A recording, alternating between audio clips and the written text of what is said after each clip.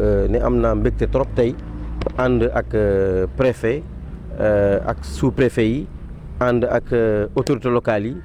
conseil départemental mairie bu Thiès ville inspecteur éducation de la formation bu Thiès ville ak bu Thiès département organisation syndicale yi parents d'élèves yi UNAPES FENAPES ak presse ngeen ñëw vraiment ñu àndandoo ñun ñëpp dem ci ñeenti centre ci Thiès ville ak département bi dem sax ba Pout wax dëgg yàlla pour xool naka la examen bi dooree fii ci Thiès waaye alhamdulilah centre yi ñu dem yëpp gis nañ ne daal wax dëgg yàlla matukaay yi nga xam ne jëloon nañ ko mi ngi dox fi mu nekk nii ndax fu ñu ci dem rek fekk nañ fa président de jury yi fekk nañ fa chef de centre yi fekk fa surveillant yi te waxtaan bi nga xam ne inspecteurs yi defoon nañ ko ak président de jury yi avant BFM bi di ñëw fu ñu ci dem rek gis nañ ne wax dëgg yàlla ñu ngi koy def comme nañ ko waxee woon loolu nag moo waral ñu yaakaar ne fii ci Thiès BFM bi mi ngi dox ni mu waree parce que woo naa inspecteur éducation de la formation bu Mbour 1 bu Mbour 2 ak bu Tivaouane waaye ñoom aussi def nañ tournée ci centre yi waaye fépp rek gis nañ ne daal wax dëgg yàlla fi ne nii mun nañu wax alhamdulilah ñuy ñaan yàlla rek ni ñu ko dooree di ñu tàmbale ñu continuer ba sa cëppaandaw ga te bu ñu fa àggee aussi ñu ñaan yàlla candidats yi ñoom ñëpp li ñuy yaakaar ci ñoom yàlla def ko maanaam ñu am réussite ak taux bu baax di wax ne aussi am na ci centre yu ñu dem yu am spécificité muy franco arabe bi ak candidat INEFJA yi nga xam ne ñoom yàlla dafa def seen gis-gis dafa xaw am tuuti jafe-jafe waaye foofu tamit gis nañ ne matukaay yeeg jumtukaay yi nga xam ne yu war nañ ko jël yëpp jël nañ ko te am nañ yaakaar ne wax dëgg yàlla ñu ngi def examen bi ni mu waree ñoom i tamit ñu am yaakaar ne comme seen morom yi ci baccalauréat bi parce que ci baccalauréat bi amoon nañ ci fukki candidat ak ñeent ci ñi nga xam dañu am jafe-jafe gis-gis waaye si ñoom am na juróom-ñeent yoo xam ne admis nañ baccalauréat bi ñuy ñaan yàlla aussi BFM bi demee noonu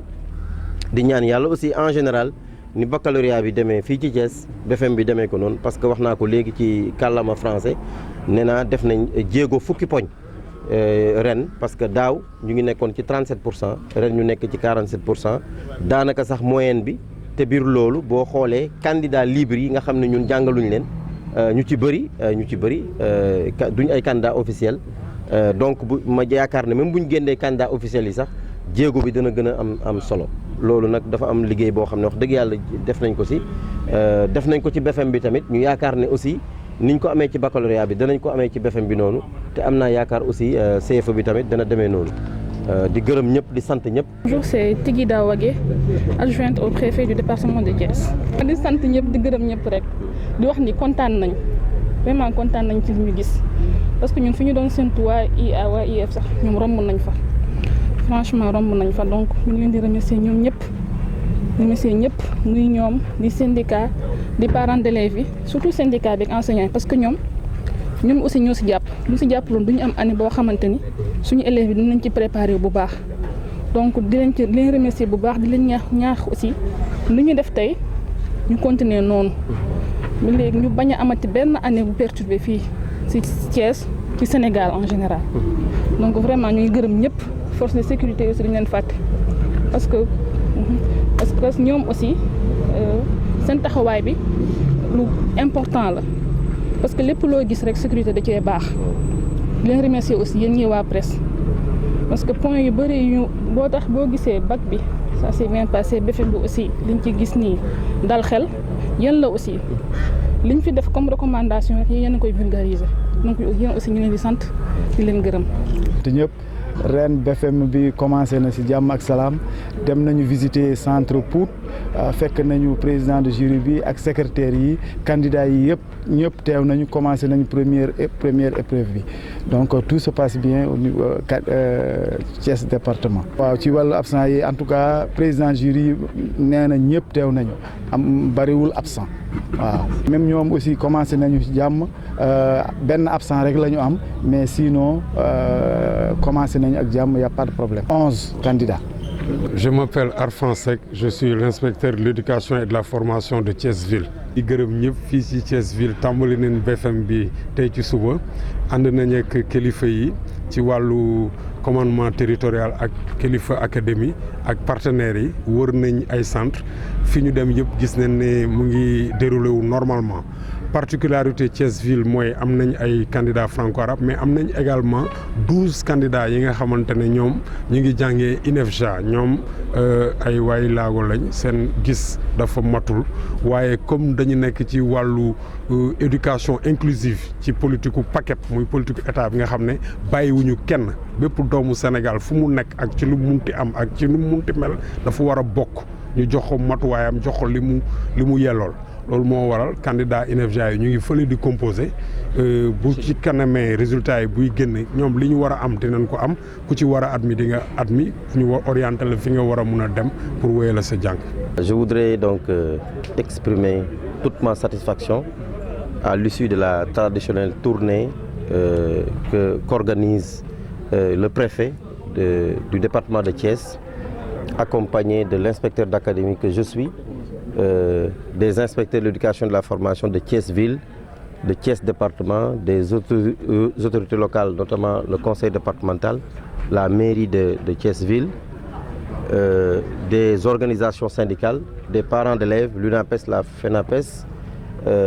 la presse, pour constater de visu le démarrage du BFM au niveau de la commune et du département.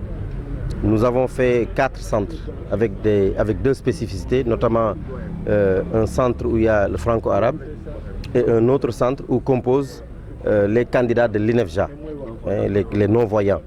Et nous avons été jusqu'à Pout cette année pour voir véritablement l'effectivité du démarrage du BFM. Dans les 4 centres que nous avons visités, nous avons trouvé l'ensemble du personnel, notamment les chefs de centre, les présidents de jury, les secrétaires, les surveillants, et les épreuves ont démarré à l'heure. Il ne nous a été fait cas d'aucune difficulté. Véritablement, l'examen se déroule correctement et les appels téléphoniques que nous avons faits au niveau des autres inspections de l'éducation et de la formation montrent effectivement que le BFM, pour le moment, se déroule correctement au niveau de l'Académie de Thiès.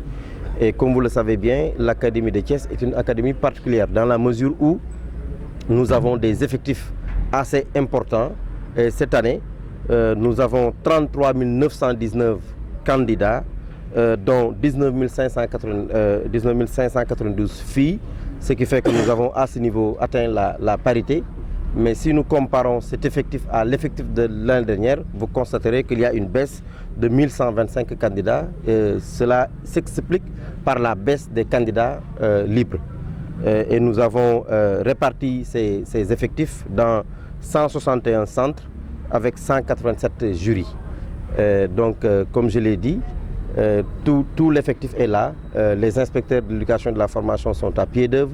Il y a un dispositif qui a été mis en place depuis la gouvernance jusqu'au niveau des préfectures avec des CDD qui ont été organisés au niveau de chaque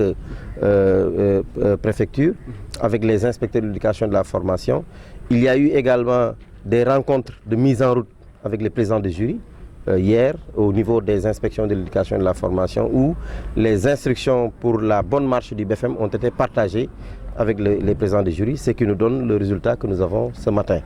Et nous pensons et nous prions vivement que cela puisse continuer et que nos candidats réussissent en masse comme au baccalauréat. Comme je l'ai dit tout à l'heure, l'année dernière à pareil moment nous étions à 37%. Cette année nous en sommes à 47%, y compris les candidats libres, n'est-ce pas? Ce qui veut dire qu'il y a un bon qualitatif qui a été fait au niveau du baccalauréat. Nous souhaitons également que ce bon qualitatif se répercute au niveau du BFM pour aller au-delà de 50% au niveau du BFM et même également au niveau du certificat.